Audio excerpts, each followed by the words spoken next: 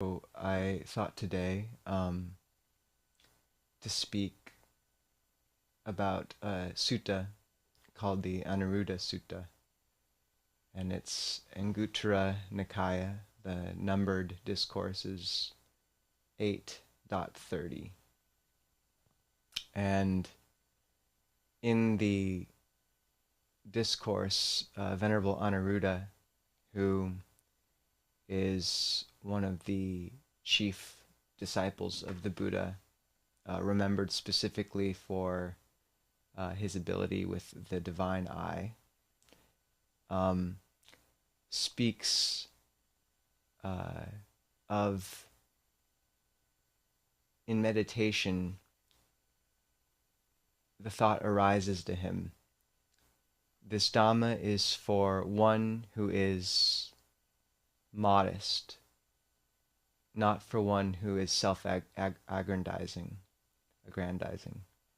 This Dhamma is for one who is content, not for one who is discontent. This Dhamma is for one who delights in seclusion, not for one who delights in entanglement. This Dhamma is for one who arouses their energy, not for one who is idle. This Dhamma is for one with mindfulness established, not for one with muddled mindfulness. This Dhamma is for one whose mind is concentrated, not for one whose mind is scattered. This Dhamma is for one endowed with discernment, not for one who is undiscerning. And after he has these thoughts, these 7 qualities of one who is attuned to the teaching and the path, the Buddha appears to him and says, good Anuruddha, but you should also add that this Dhamma is for one who delights in non-proliferation, not for one who delights in proliferation. Non-proliferation is nipapancha in Pali, and proliferation is papancha. So it's a comprehensive list, and the sutta goes on to detail and explain each item in it. So when Venerable Anuruddha has the thought, this Dhamma is for one who is modest, not for one who is self-aggrandizing. He says, this is so it was said, and with reference to what was it said. There is the case where a monk, being modest, does not want it known I am modest, where a monk, being content with little, does not want it known I am content with little, where a monk seeking seclusion does not want it known I seek seclusion, where a monk with energy aroused does not want it known I have energy aroused, and so on through all the qualities. And there's an interesting aspect of the Pali here, where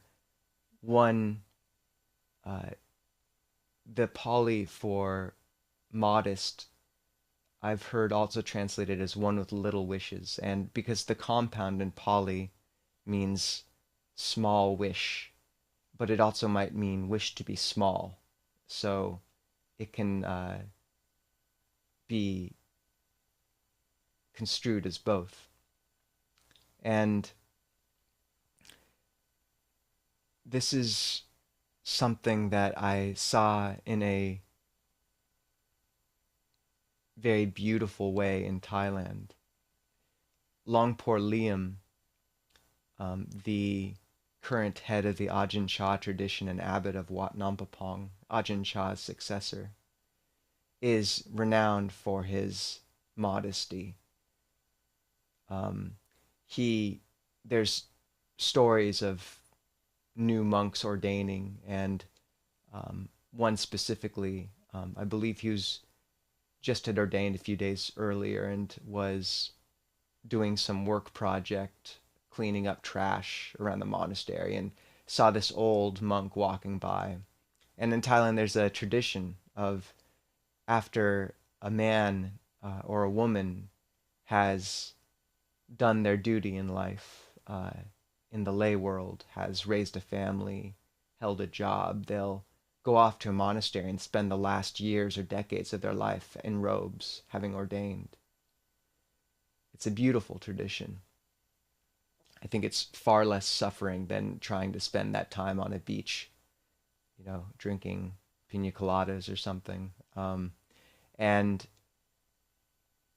this new monk saw, so what you have are many elderly monks wandering around the monastery who actually have just ordained. They're called long tas. And so this new monk, who was fairly young, saw this old long ta wandering by, and assumed he was one of these sort of elderly monks who had just ordained, and called him over and was directed him to help him out with picking up the trash or doing whatever task it was. And immediately the elderly monk got down and just helped him out, and soon other monks began to walk by and furtively looked around and began picking up trash with this new monk as well, until there was a huge group of monks all doing this menial task together. And the new monk was obviously confused as to why suddenly there was 10 or so monks all doing the same small thing. And then he learned that the long ta he had called over to help him was in fact Longpor Liam, the abbot and head of over 300 monasteries around the world. And Ajahn Liam's known for this in many other cases. He's always helping out with the smallest tasks. He keeps a small Ziploc bag in his pocket where whenever he sees trash around the monastery, he'll stop and pick it up. And he'll work with all the others in the monastery to do small construction tasks and things like this. Additionally, he was known for, in his early and later years, he had more energy than any of his assistants, which was quite difficult for his assistants. It's what in the monastic life is called an upatak.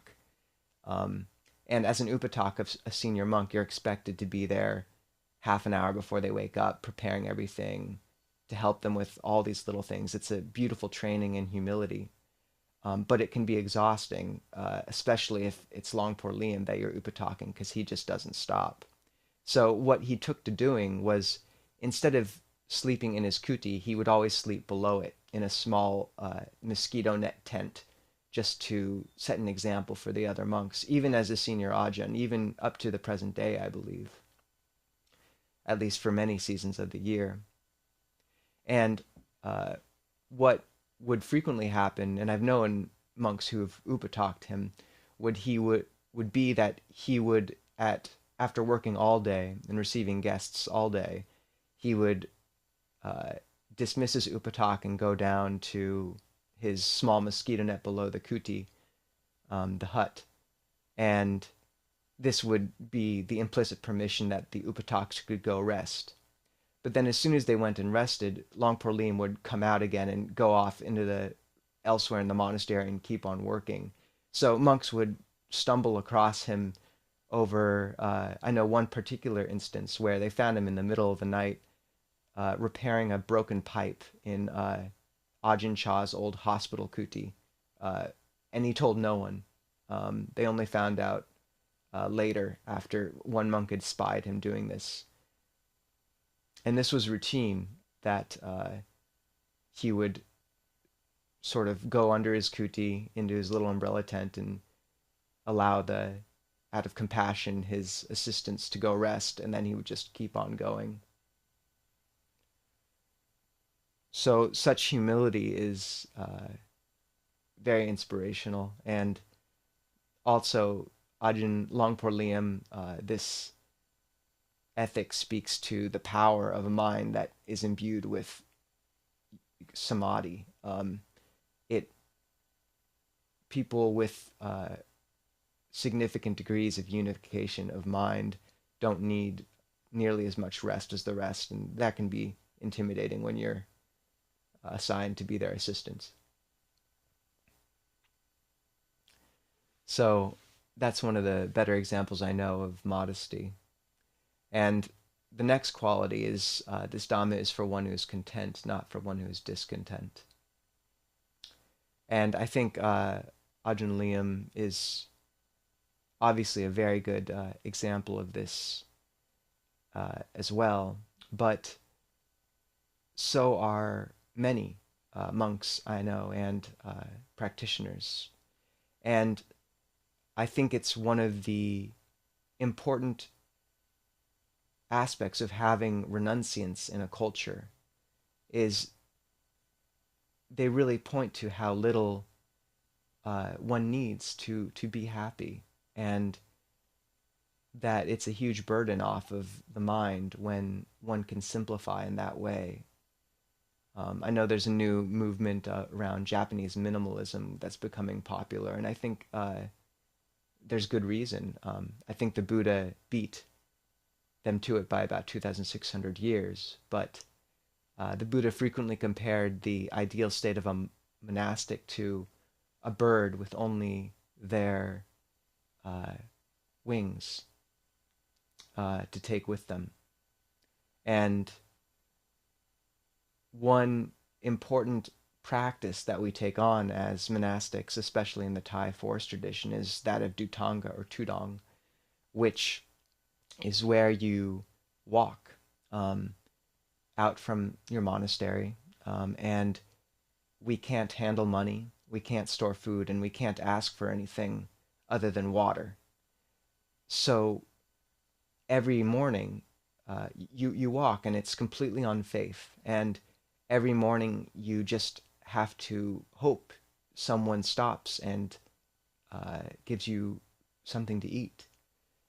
And in Thailand, this is easy enough. There's so much faith, and the culture understands. But doing tudong in the West is a whole nother level of adventure.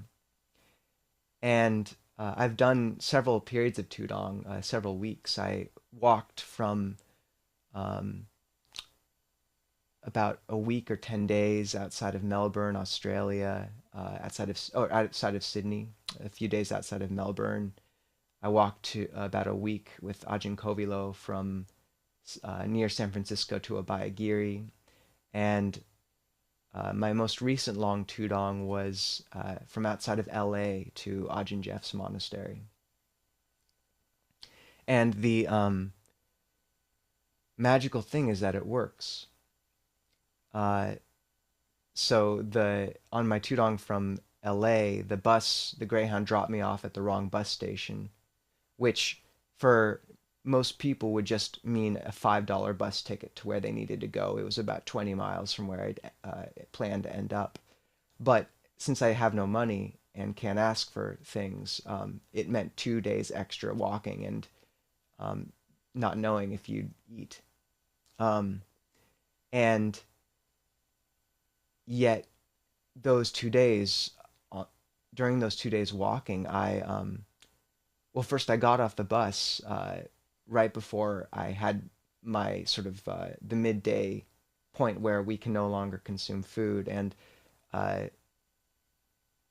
Thai woman came out of nowhere with an entire meal for me, and I had to eat it in about 5 minutes, which I don't think looked terribly inspiring, but it was one of countless instances over the next week where people came out of the woodwork to offer things. A Catholic mother and her child and her daughter stopped their car and just brought me a meal. I had been hiking all night after sleeping on the side of the road. I couldn't find a sleeping spot for a long time, and at another day and just sort of stopped by this one donut shop outside just to rest. And the owners were, I believe, Burmese, and um, just gave me an entire meal. And people were very skeptical on monks coming to the West if and nuns if something like this could be done. And Ajahn Chah always reflected, there's good people everywhere. Um, and it works. A spiritual resonance can allow even something as strange as this practice of wandering to bear fruit. And it's a beautiful way of remaining content with little. Because usually on one of these walks, you won't get enough to eat some days. And yet you realize how little you need.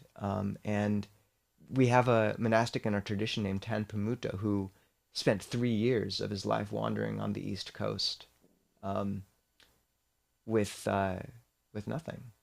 And I'm always reminded of a story of a saint um, who in medieval Italy left her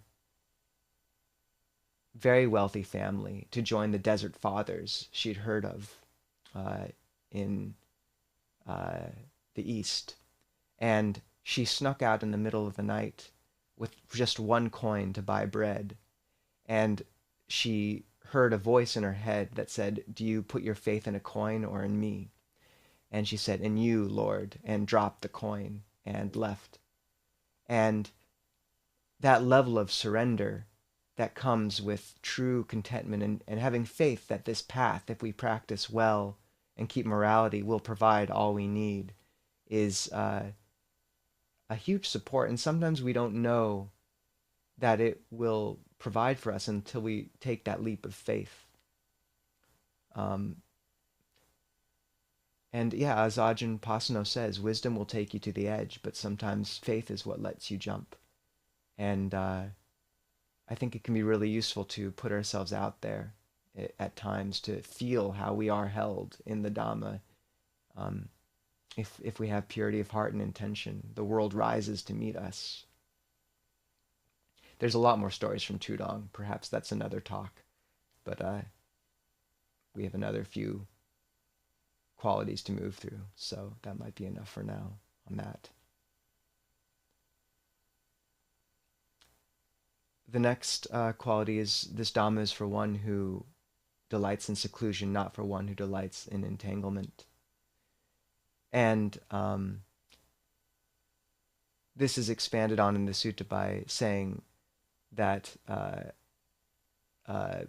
monk is approached by kings, ministers of states, monks, nuns, lay people, sectarians and their disciples, and with his mind bent on seclusion, converses with them only until they take their leave, or only as much as is necessary. And it can sound a bit dour at first, but what the lesson I take from that instruction is just the fact that as we practice more and more, we do begin to savor seclusion and realize the peace and well-being that can be found in that space. And ironically, when we begin to step back from full-bodied engagement with the world, is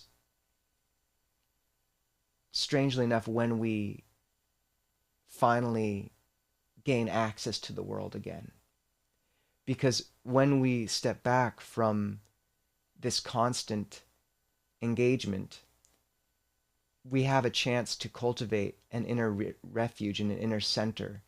And we don't need to lean on and feed off of our relationships with others in the same way, which means that we actually can enter into a true relationship with a thou, as certain philosophers would put it, rather than with another it, with an object, which is so frequently how we treat others, even subconsciously. So although people who have not embarked on this path might see the stepping back from social engagement by one who has begun to practice as a form of stepping back from the world, what they don't realize is because we live in a hall of mirrors so often, looking to others only for what they can provide for us in terms of our own needs and wants, is that when we do manage to step back a little bit, just enough to cultivate some internal refuge, that's when we can actually interact with the world as it is and truly touch others rather than just shadows of ourselves and our compulsions and our projections and our desires. So ironically, seclusion is tied directly to intimacy.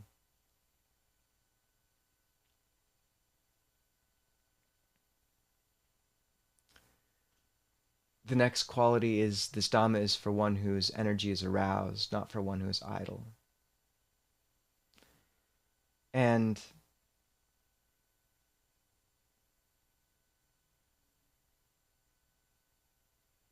my sense is, for me,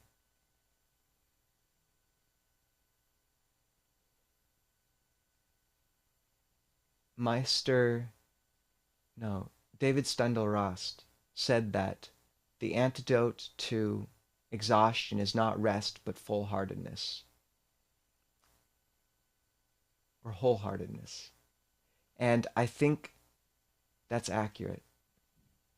I think one of the reasons we find ourselves so tired is not because we don't have energy in us, but rather that we dilute and scatter our purpose and give ourselves to 1,000 things that aren't worthy of ourselves. And that as we channel more and more of our efforts towards this life and towards a goal, the purification and complete awakening of the heart, that we gain a huge amount of energy that comes with knowing we have purpose. And I remember this trend in myself in my final year of college, or years of college, is I really began to feel that steady crusting over of experience which comes with the decades, to the point where all the freshness goes out of life. And I lived a good life, and yet I also felt that vague queasiness inside that told me that it wasn't completely worthy of what I was meant to do. And so I found that I was trying to juggle many balls at the same time, and various relationships, social meetings, outdoorsmanship, music, 100 things. And at some deep level, I was exhausted, and those subtle points in my life, which were really the most important things, my love of writing, my love of practice,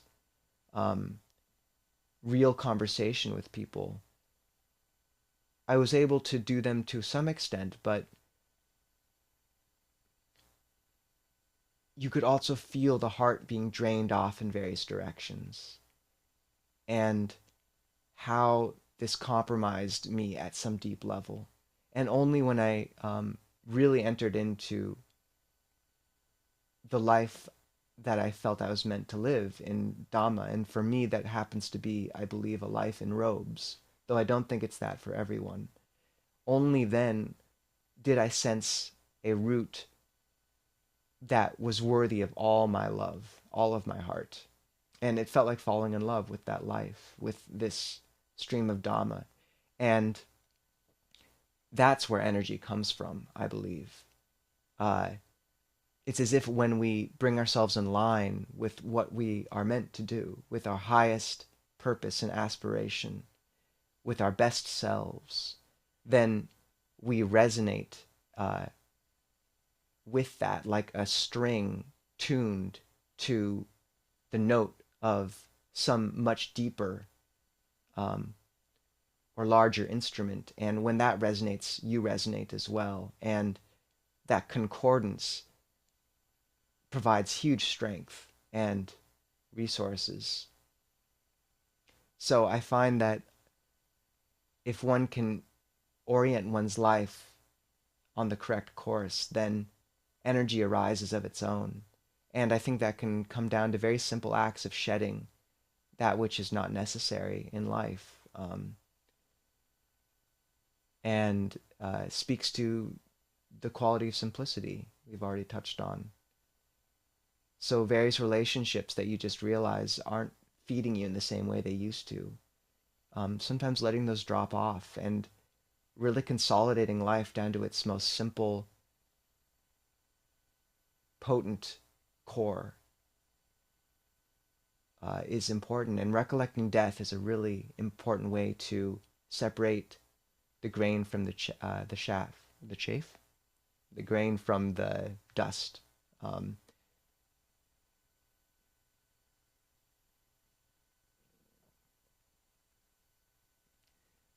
The next quality, the fifth, I believe, is this Dhamma is for one who is mindful, not for one of muddled mindfulness. And it expands by saying there's the case where a monk can call to mind, is mindful, meticulous, can call to mind things said and done long ago, and teachings learned long ago.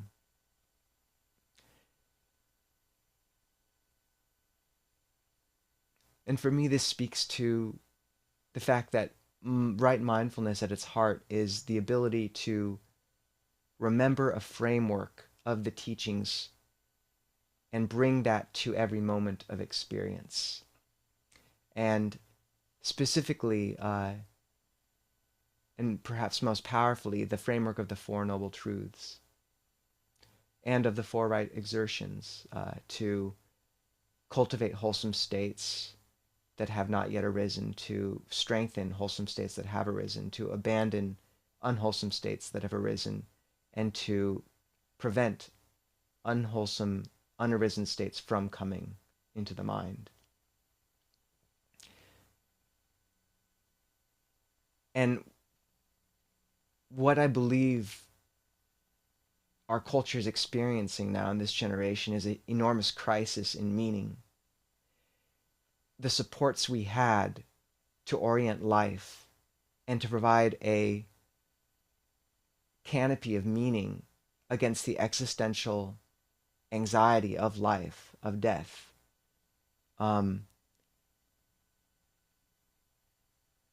Those systems of religious thought have been completely uprooted, along with so many of the other supports which provided a similar canopy of security and meaning, such as community, family structure, a feeling of our place in the world. And that can be unbelievably painful. And I believe it can lead to some of the cultural polarization we see, because without those canopies of meaning, people lean on ideology and forget themselves. And I believe this is one of the true powers of the Dhamma, is that it can provide an overlay of meaning once again for us. It provides a framework in which every action is taken as what the Buddha phrased as an ornament of the heart. Every action is taken in service and of the path, and as an embodiment, an expression of intention, and a chance to shape and refine our intentions towards their highest potential of love, of caring, of renunciation, of non-harmfulness, of purifying the heart. And because intention and the mind are taken as paramount, with clear structures surrounding them and a clear aim, then even the most mundane life suddenly becomes infused with meaning once again. And that holds us. And this is the essence of what mindfulness does, is if we can maintain that center, then everything becomes just one whetting stone to sharpen the knife of our discernment against. Becomes one more opportunity to shape ourselves into vessels of compassion. But to maintain that center of mindfulness, we do need a daily practice, and only with that do we have the stability of mind to bring that canopy of meaning, that overlay of purpose onto our lives. And without that, then life in some sense is unbearable, and is a series of disconnected and purposeless events. But with a framework of the teachings and of a purpose of purifying the heart, then all things maintain and gather significance. I'm reminded of one movie I saw. It was a terrible movie about samurai. As a layperson, I saw it, and in it, the teacher of one student meets him after many years and asks him to do a mock fight with him with wooden swords. And the student responds that he wants to save his strength for a real battle, an important battle. And the teacher responds to him by saying, there are no important and unimportant things. All acts are equally important. And I thought that was very true, in that frequently it's the smallest interactions or meetings or actions which shake us and change us, and we never know which those are. So maintaining mindfulness throughout every day and lending that significance of attention to every moment allows the transcendent and the path to emerge from even the most mundane life.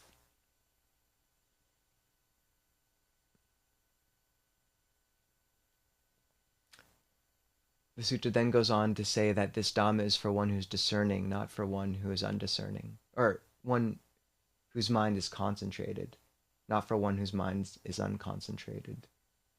And it then goes on to detail a monk who is possessed of the four jhanas, or refined states of concentration, of unification of mind. And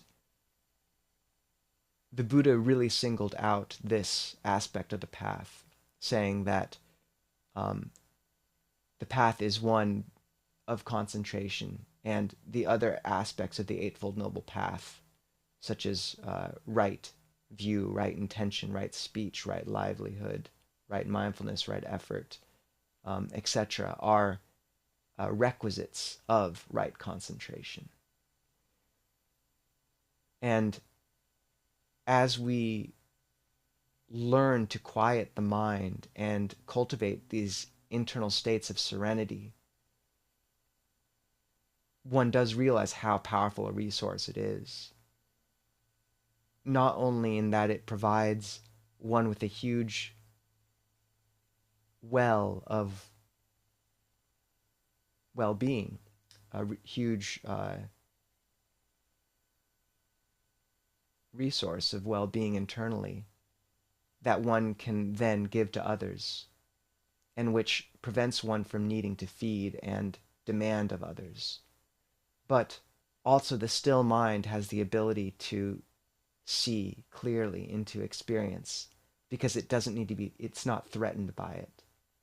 And this is something that only comes with practice, I believe, is the real ability to see how powerful the still mind is, and that this slowly allows one to cut through delusion in one's life. And I mentioned this in a previous talk, but sometimes it might just be phrased as simple as stop and look, concentration and insight, samatha and vipassana. Just stop and look.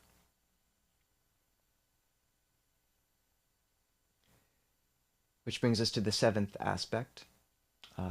This Dhamma is for one who's discerning, not for one who's undiscerning. One who has wisdom, panya. And thus it was said, with reference to what was it said, there's the case where a monk, and this could mean any practitioner, is endowed with discernment, noble, penetrating, leading outwards, or leading onwards, perceiving the rising and passing away of phenomena.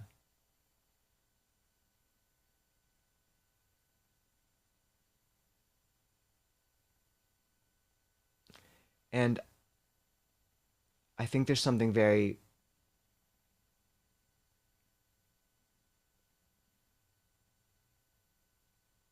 counterintuitive here, in that when one perceives the impermanent nature of everything that surrounds one, then there's a huge strength in that, actually.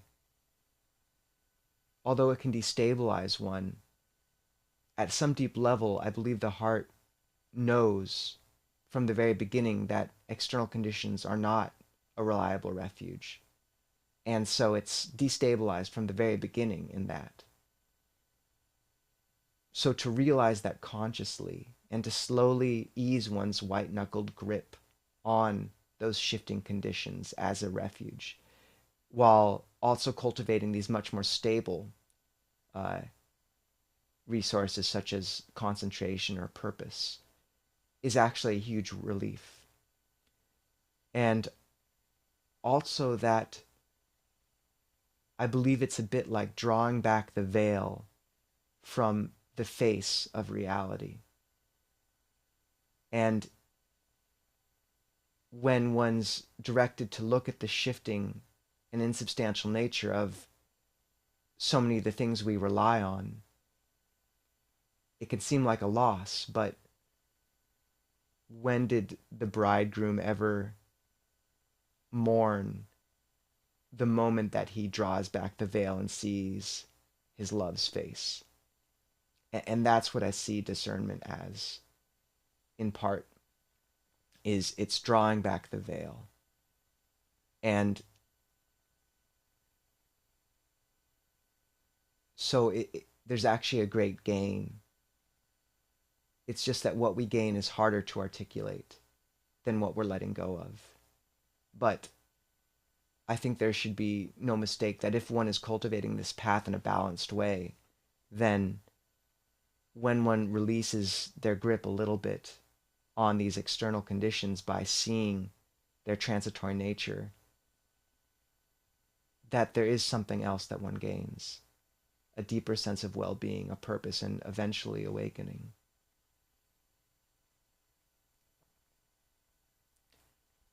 And the final aspect that the Buddha spoke of was this Dhamma is for one who delights in non-proliferation, not for one who delights in proliferation. Nipapancha. And papancha is traditionally thought of as the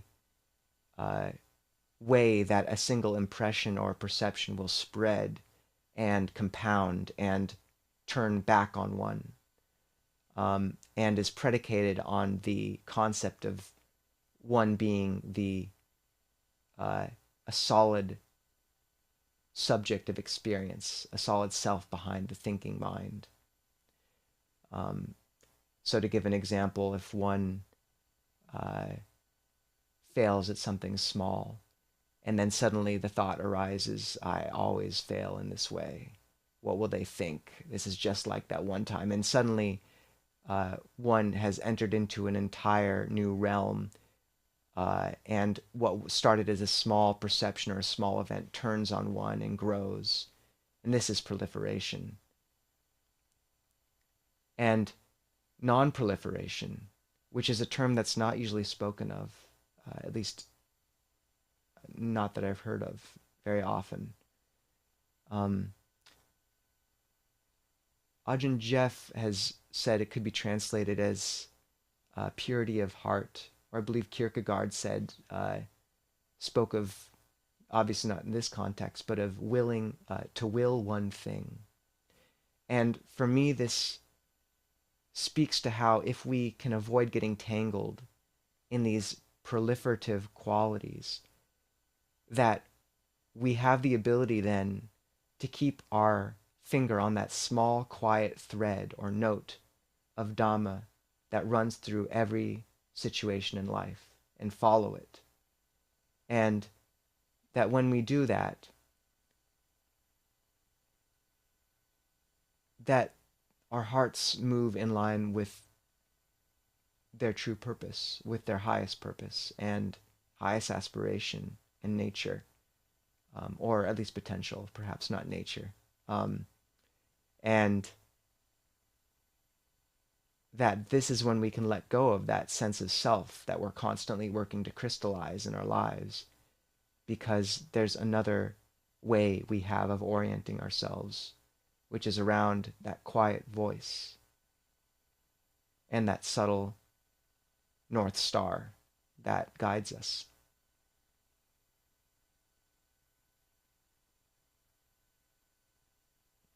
So I think that's enough.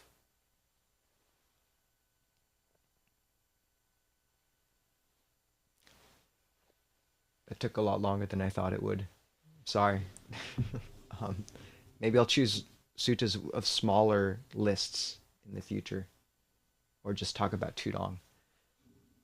Does anyone want to discuss anything?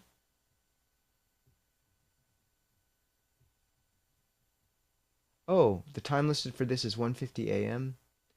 Well, that's good to know. Sorry about that.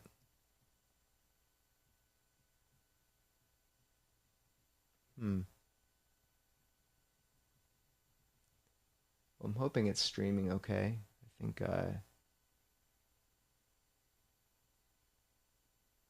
yeah, I'm not sure what was the deal at the time. I may have listed it wrong. Apologies. Anyone have anything they'd like to discuss?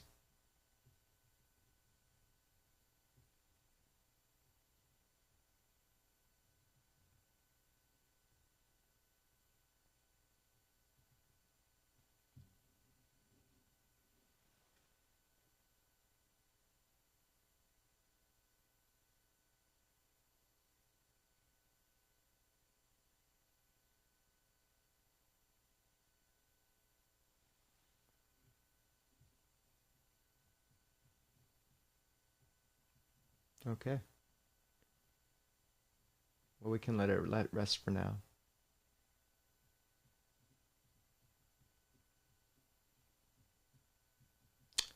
Um, Benny Bloodlust. Yes, the Pali. Yeah, this is the Anuruddha Sutta 8.30. So I did learn it in English mostly, but most of the Pali terms for those are fairly important Pali terms. So I know most of those eight. Like Nipa Pancha or Papancha is a very important term, and the others are things like Panya, Samadhi. So fairly standard.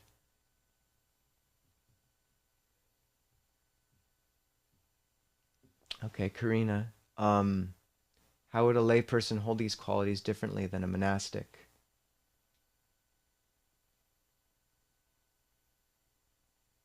That's a really good question.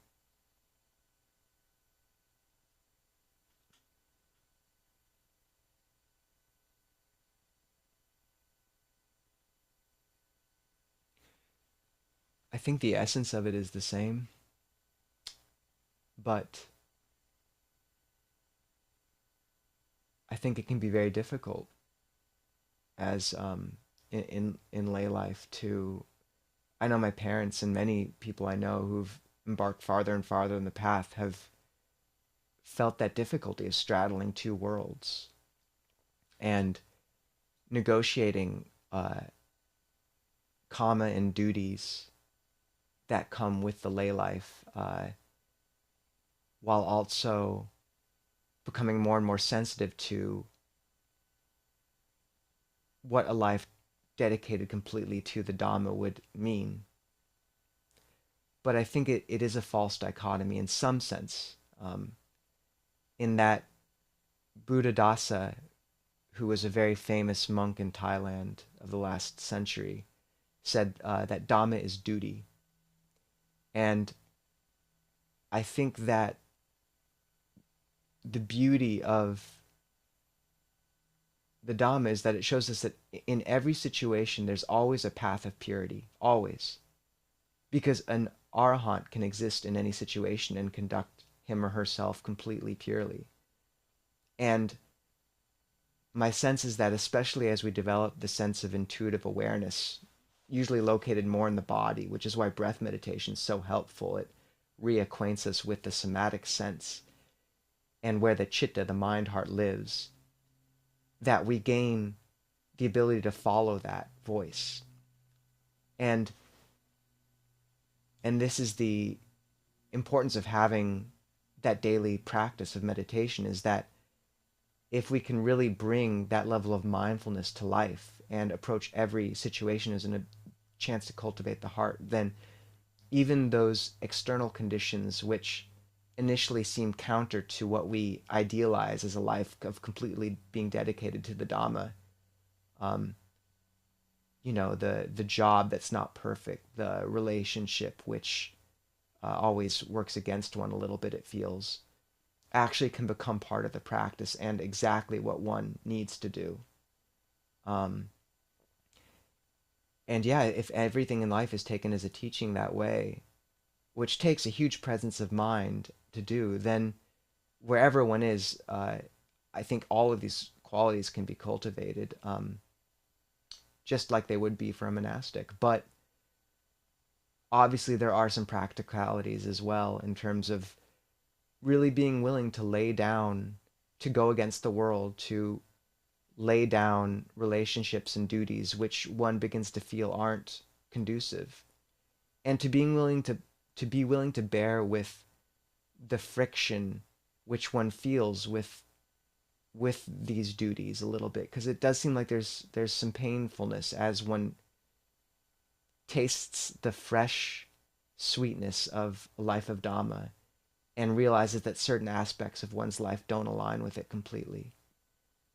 And Ajahn Chah said that 80% of the practice is, or at least half of it, is knowing that we should let go of something and not being able to. And just having compassion for ourselves as we continually feel the scalding nature of certain aspects of our life, and that's what's necessary to learn to let go of those things, is to just be burnt again and again to an extent, and that we aren't always good at letting go right away, but that if we just steadily incline the mind and heart towards this life of simplicity, then that eventually will guide us gently towards where we need to be.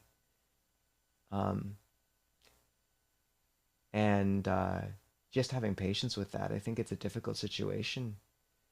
But also guiding our lives by those most significant moments of clarity, where you really feel that golden light come and really feel like you've found the footstep made for you, and not forgetting that, putting a strong flag in it, and using aditana can be very helpful to guide your life by that, using sort of commitments.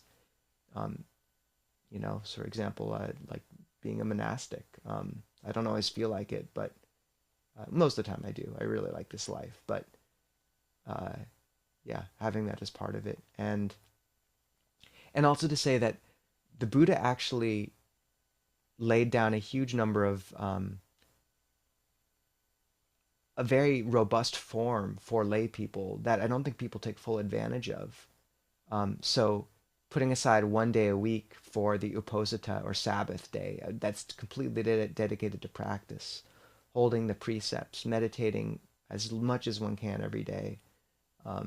Little things like this are not little, and they provide the structure that can let one really cultivate those 8 qualities. Okay. That's enough, I think. I hope everyone's well. It's always a pleasure to tap into this community, and I'm deeply grateful for the chance. So